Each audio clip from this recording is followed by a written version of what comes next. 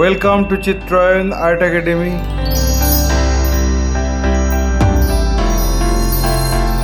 Today I am going to show you how to draw Diwali festival drawing on pencil sketch. Let's start. At first I am drawing the rough sketch of the composition. After finishing the rough sketch, then I am going to finalize the drawing with a single line.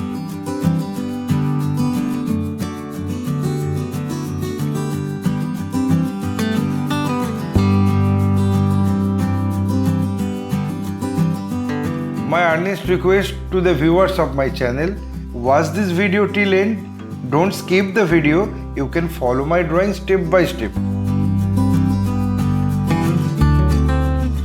If you are enjoying my work, then please click the like button, subscribe and share my channel and press the bell icon to get regular notification for upcoming video.